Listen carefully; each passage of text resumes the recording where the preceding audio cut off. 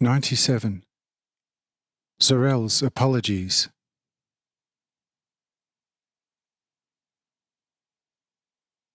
Here Zorel is completely dumbfounded and dismayed, and only after quite a long pause he says, "Friend, if at that time I have recognized and known what I recognize now, you can think for yourself that I would have done anything else rather than becoming a slave trader. I am a citizen of Rome, and to my knowledge, no law ever prohibited the slave trade. It is and was always permitted. And what hundreds were lawfully allowed to do, why should I have been prohibited from doing so?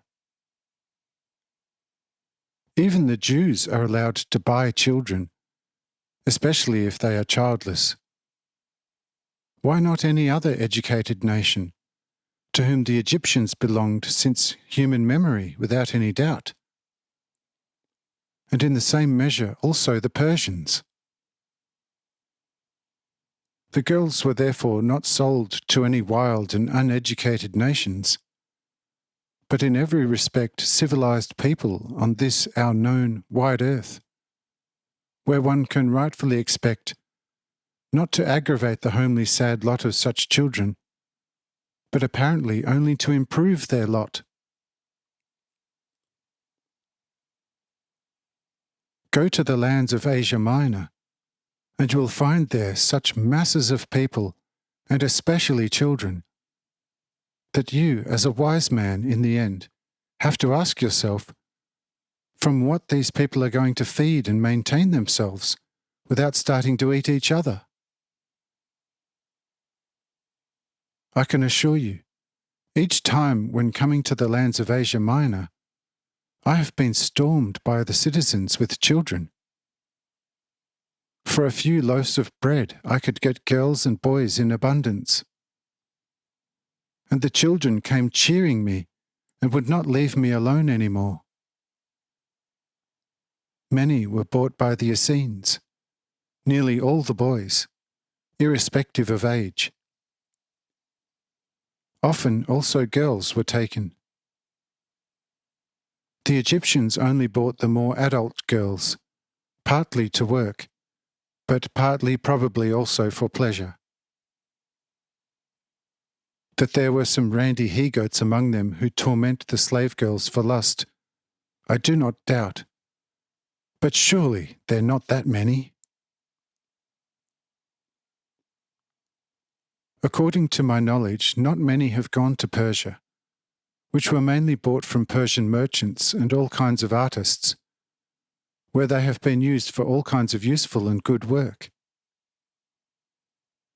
In addition, there exists in Persia already for a long time a quite wise law, by which every slave and slave girl, after 10 years, can attain full freedom, if they behaved well, and finally can do what they want.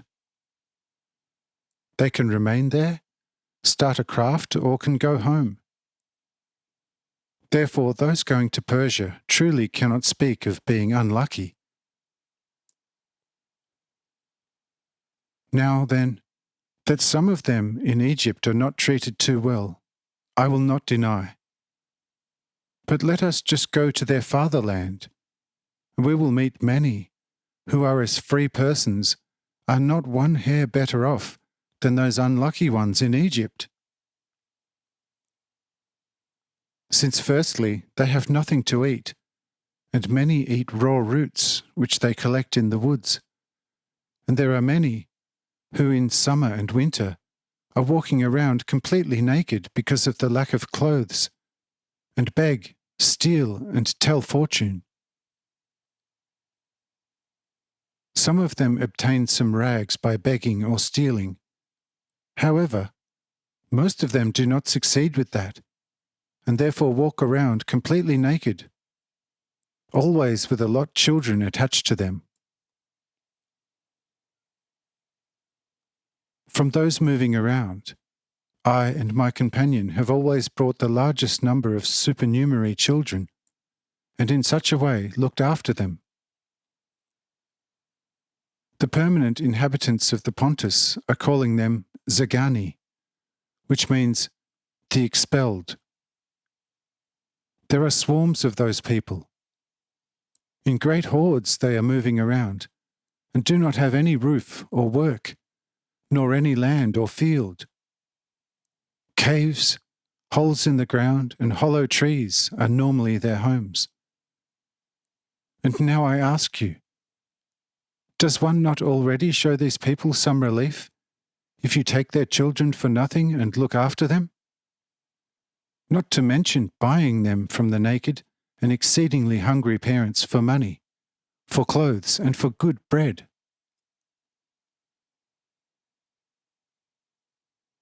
If one weighs this according to my previous way of thinking, how some of these people previously were the most tiresome slaves of the biggest poverty, and later brought by me to people who properly looked after them as slaves, one easily will find that the misfortune, which I have brought according to your account over these people, is not so enormous large as you imagine it to be.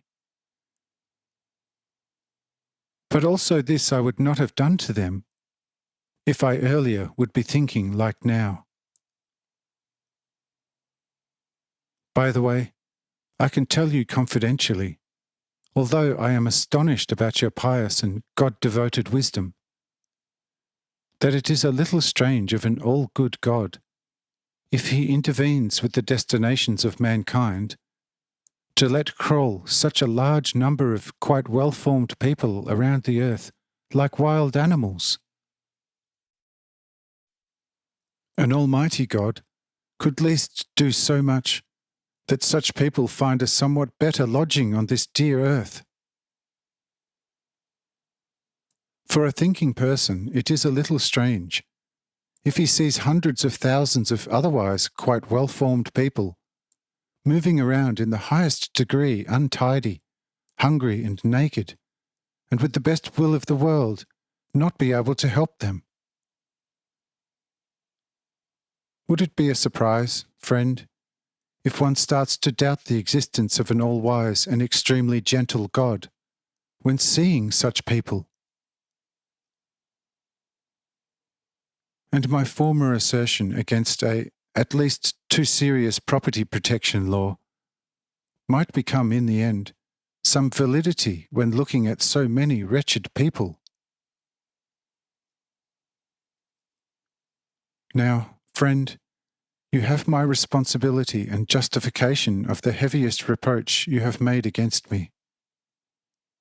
Do now what you like, but never forget that a very world-wise Zarel is standing front of you with a tensed bow, despite the rags covering him now, and is not exceedingly afraid of any wisdom. But give me now better reasons for that everything what there is must be like it according to the wisdom of God. And with easier breathing, I will be very thankful to you. Because this you must recognize, just like I am, that on this earth, according to my human insight, there is a lot of unnecessary misery in this world, alongside the occurrence of too many well-off individuals. Why does one have everything, and 100,000s next to him nothing? In short, explain to me the misery of all the Zaganians in Asia Minor. Who are they? Where do they come from? And why must they endure such everlasting misery?